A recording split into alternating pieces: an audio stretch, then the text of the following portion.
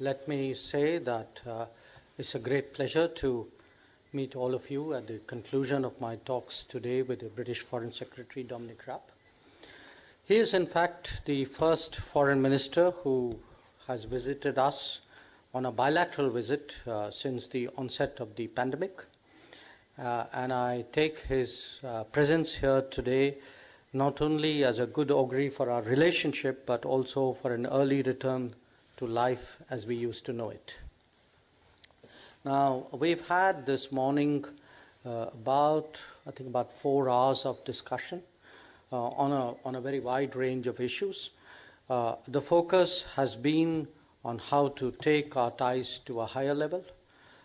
In recent years, as you all know, there have been very big changes in global politics, and we both believe that our interests are better served by working together more effectively. That will not only be building on our historical ties, but also expressing our shared commitment to a multipolar world. As democratic polities, market economies, and pluralistic societies, we can, we should, and we will make a difference to the realization of a rules-based global order. A lot of our time today was spent on how to give policy directions to broaden our cooperation and encourage more activities and collaborations. We focused on 5 broad themes, which was connecting people, trade and prosperity, defense and security, climate, and health. Apart from senior officials of the Foreign Ministry, including the Foreign Secretary who joined us today, I was also accompanied by the Principal Scientific Advisor who, as many of you would know, coordinates our vaccine response. That was something which was discussed in some detail. Foreign Secretary Raab will also be meeting my colleagues, Environment Minister Prakash Javadekar and Education Minister Ramesh Pokhriyal during his trip. During the course of the year, the Foreign Secretary and I have been telephonically discussing both our COVID challenges and their economic implications. Today's meeting gave us an opportunity to exchange notes and update ourselves on those issues. It is important that India and UK strengthen their collaboration to hasten their post-COVID economic recovery. This has many facets, including promoting greater trade and investment, fostering innovation, and facilitating the flow of talent. I'm truly glad that the Foreign Secretary will be interacting with Indian industry during his visit. As foreign ministers, we naturally reviewed the state of the world, the situation in Afghanistan, the evolution of the Indo-Pacific, and developments in the Middle East were among the subjects that came up. The challenges posed by terrorism and radicalism were a shared concern. As India enters the UN Security Council next month, we look forward to working together with the UK on a range of global issues. Overall, I think it would be fair to say we had very productive discussions as our partnership becomes more ambitious and consequential. We are the 2 ministers who will carry the responsibility of delivering on the vision of our leadership. So I look forward to working with the Foreign Secretary very closely in the coming days, which will be particularly important. He will tell you why, as indeed in the coming years. Thank you. Thank you, sir. Now may I call upon the UK Foreign Secretary, Right Honourable Dominic Raab, to make his remarks. Good afternoon. Thank you all for joining us. And thank you, Minister Jaishankar, for your very warm welcome here in Delhi. Can I just start by saying what huge admiration I have for this country. You're the world's largest democracy, the country with one of the highest number of scientists and engineers, a leader in tech, a leader in solar and wind energy, and a huge presence on the global stage. So it's a great pleasure to be here with Dr. Jaishankar and to discuss our shared plans for an even closer future relationship. We agreed on key elements of a 10-year UK-India roadmap so that we can deliver a step change in ambition for the relationship between our 2 countries. We look forward to taking this forward in 2021 including through the UK's presidency of the G7 and also our presidency of the UN Climate Change Conference, and as we see and welcome India return to the UN Security Council. And it's very much with that in mind that I'm pleased that Prime Minister Johnson has invited Prime Minister Modi to join the UK-hosted G7 summit next year. And Prime Minister Johnson has also gratefully accepted the very generous invitation to attend India's Republic Day celebrations in January, which is a great honour. I think, as we discussed today, we share the belief that we can do even more together on our shared priorities in the months and years ahead. And for the UK, we see those priorities along the following lines. First of all, we want to deepen our economic partnership. We already have a strong and growing trade relationship. In the year before the pandemic hit, the bilateral trade between India and the UK grew at a vibrant 11%. Our investment relations support over 500,000 jobs in each other's economies, including many UK jobs in tech and telecoms. What we want to do is take that to another level, working towards agreeing an enhanced trade partnership next year, which itself would be, we hope, a stepping stone towards a future free trade agreement. And I think that can unlock huge opportunities for British and Indian businesses, lowering barriers in areas like food and drink, healthcare and life sciences, IT, data, chemicals and financial services. So I think some exciting possibilities ahead. Second, we're committed to building a stronger defence and security partnership with our Indian friends. That will help us tackle shared issues of concern, whether it's terrorism, maritime security, including things like piracy in the Western Indian Ocean. It will also help us to respond to the new challenges, the emerging challenges, like space and cybersecurity. And we want to work together to ensure our telecoms networks, our 5G networks, are more secure and resilient. Third, there's climate change. Prime Minister Modi has been very clear this is a real priority for India. We recognise India's global leadership in this area through the International Solar Alliance and the Coalition for Disaster Resilient Infrastructure.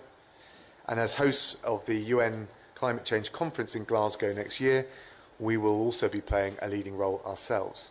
We want to see an ambitious outcome that really helps to shift the dial on climate change. India's made real strides on renewable energy. We want to keep building on our partnership internationally in this area. And finally, I should also mention we want to deepen our partnerships in education, research and innovation. Our countries are both leaders in this field. It's an area of complementarity but also comparative advantage, and I think there's a huge scope for further collaboration together in a collaborative international setting. In the UK, we give a warm welcome to thousands of Indian students and academics in the UK each year. They make an incredible contribution to our country. We treat them, we feel they're very valued guests, and we prize the contribution that they make. And perhaps the proudest example of our partnership today is on COVID-19. Oxford University and AstraZeneca and the Serum Institute India have been working very closely together, and the Institute is now planning to produce 1 billion doses of the Oxford vaccine by the end of next year, many of which will be destined for low and middle income countries. And that is the UK and India working together to transform people's lives around the world. We want to take advantage of the new vaccines, not only to protect our own people, but to make sure the most vulnerable and the poorest countries around the world get an equitable distribution and access. So I think in these areas and many others, our partnership can be a powerful force for good in the region and in the world at large. And that's why a closer relationship with India and the wider Indo-Pacific region is really one of the very highest foreign policy priorities for the UK government. Dr. Jaishankar, thank you again. My question is both for Mr. Raab and for Dr. Jaishankar. Netherlands has become the third country recently, third European Union country to have a strategy on Indo-Pacific. The UK Indo-Pacific Commission has also come out with a policy called the British Tilt. Now we'll also be seeing the largest warship, UK be sending its largest warship to the Indian Ocean next year. Is this all an indication of the fact that India's vision of Indo-Pacific is getting more traction and understanding?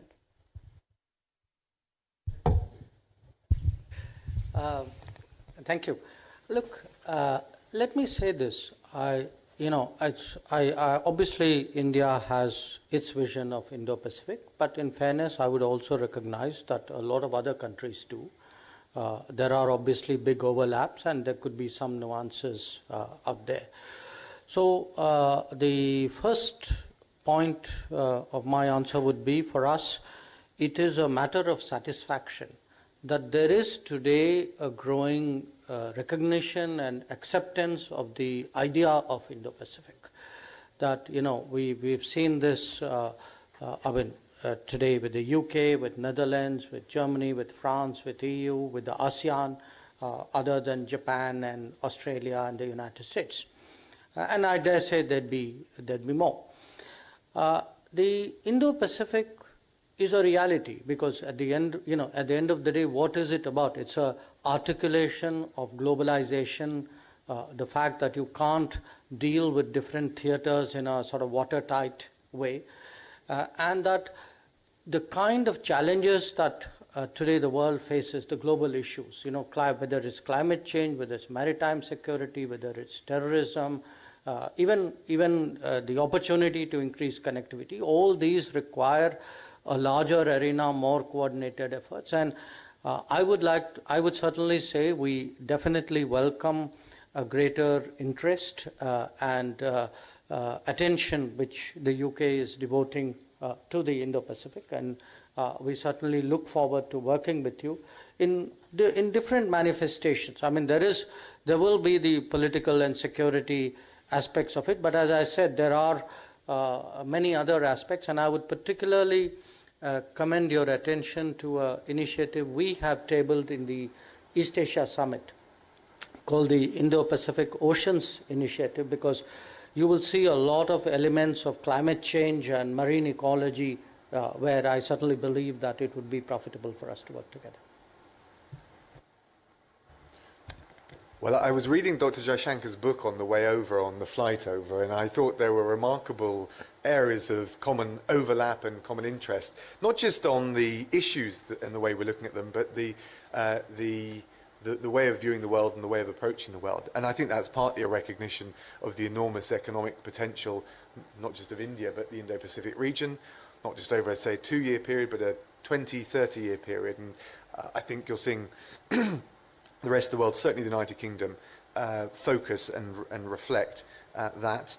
I think it's also a recognition of the benefits of greater cooperation because of all of the issues, some of them opportunities, some of them risks and challenges that come to the salience of this region as a whole. We've got shared interests and shared values. I thought Minister Jaishankar put it well. We will operate with in different ways and collaborate and cooperate in different ways depending on what the issues are. But a certain extra element of agility, I think, is probably called for in the with the various different issues and the way the world is changing. But certainly, if you look at shared interests and shared values, and you put it all together, from maritime security, vulnerability of supply chains, the opportunities to really shift the dial on climate change, we see this as a top priority, and not just the relationship with India, but you're going to see, and we'll articulate our integrated review, which is the strategic review the United Kingdom has done. We're going to publish that early in the new year. You'll hear us talk a lot about an Indo-Pacific tilt, and there'll be, I'm sure, no stronger partner as we look to further to the east than India. So this is the first foreign minister's visit to India post-COVID. So what is the importance of this visit? And also we hear that the UK Prime Minister is going to be the chief guest during the Republic Day. And also a question for the UK Foreign Secretary. Why have you chosen this time of the year for the visit? What is the significance? Let me be a little technical about it. It's not the first foreign minister's visit, it's the first foreign minister's bilateral visit, because Secretary Pompeo was here for a 2+2, so don't want to ignore that. Look, I think the Foreign Secretary comes here at a very important time. In a way, I'm answering the question you posed to him. it's an important time because we are looking at a post-COVID world. Even independently of the COVID, India was looking at, I would say, re-engineering many of its important relationships in a more imaginative and productive way. We're also looking at a post-Brexit world from the perspective of the UK. So this is a right time really for us to put our heads together, discuss where are you, where are we, how does the world look, where do our interests sort of converge, what can we do together. Now, from an Indian perspective, look, the UK is an enormously important partner. There are many facets. I think some of you have heard me say this before, that there are many UKs. There is the global UK, there is the City of London UK, there's the diaspora UK, there's the tech innovative UK, and there's the economic UK. So if you look, the relationship that we reviewed today, it is already a very big relationship, but it has a great potential of being scaled up very much more. And we certainly think that the presence of Prime Minister Boris Johnson as the chief guest at Republic Day 2021 and the Foreign Secretary, you just heard him convey the acceptance of the invitation that we had extended, would be, it would be in a way symbolic of a new era, of a new phase of our relationship. It will also really drive us to put in place, I think, a lot of mechanisms and platforms which would realize the kind of expectations that both Prime Minister Modi and Prime Minister Johnson have of the relationship and which they have discussed with each other. Let me also add that we actually place, and this is from my somewhat narrower perspective as Foreign Minister, that the UK is also a very, very important partner for us, whether it is on global issues, whether it's in multilateral organizations. So quite apart from the bilateral relationship which we are working very hard to take to a higher level, we certainly expect a much closer working together in international organizations and platforms and on global issues. I don't agree with all of what Dr. Jaishankar said. I don't have too much to add. Why now? I think we'd have probably tried to get it in earlier. I would have loved to have come earlier, but COVID has been restricting travel movements, and I guess that's played a part. But beyond that, I think as we are coming to the end of the transition period of the Brexit phase, we are looking out to the world, broadening our horizons, looking east in the way I described. I think you can expect the United Kingdom to be more active and energetic. In particular, we've been talking about this Indo-Pacific tilt. The opportunities for trade and investment here and in the region are very wide, and also the opportunity to be an even stronger force for good in the world. We've spent a lot of our time today talking about COVID, what can we do? We've obviously got the benefit of scientists and the manufacturing capacity to get a vaccine into our own peoples, but how do we make sure there's an equitable distribution for the rest of the world? That's something dear to my heart, just as it is to Dr. Jaishankar's. Climate change, I think Prime Minister Modi made a series of very important announcements at the weekend at the Climate Ambition Summit that we co-hosted.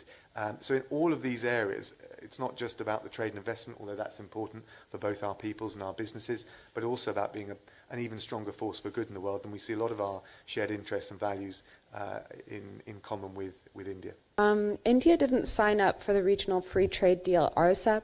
What is different about the UK-India relationship that these talks would materialize in a free trade agreement? And what are sticking points under negotiation right now? Well, I think you're comparing apples and oranges. UK wasn't part of the RCEP. So I'm not sure that our experience and decisions on the RCEP front really sort of carry over to the discussions with the UK. There have been discussions between our trade ministers. Unfortunately, neither of us are trade ministers, so there's a limit to the detail we could share with you even if we wanted to. But there is, I think, a serious intent really to take our trade relationship forward. And probably at this time, it would be best for me to leave it at that. Yes, I mean, as has just been said, every trade negotiation is different. But I think when we look at the contours of our respective economies, we see the opportunities on both sides, and it will be important. Any trade negotiation, even between close friends, it has to be benefits on both sides. Obviously, our trade teams will engage in the haggle, if I can put it like that. But what I think we recognise is the possibilities for a deeper trading relationship. The contours of our economy, I think, would allow that, and we certainly, as foreign ministers, see a very powerful strategic case. So I think we'll want to nudge our trade negotiators along and see what we can achieve. Firstly, with many nations locking down for Christmas, is it the right time for UK to lift restrictions? Won't it lead to a third wave? My second question is about your trip to India. How optimistic are you for a trade deal with the European Union? If you don't get a deal, doesn't that weaken your position to make a trade deal in India, for which you are primarily here? So firstly, on what we're doing over Christmas, obviously we've gone from the national lockdown into the tiered approach. We have another review point on Wednesday, as has already been, I think, foreseen in the media, and we've made it clear.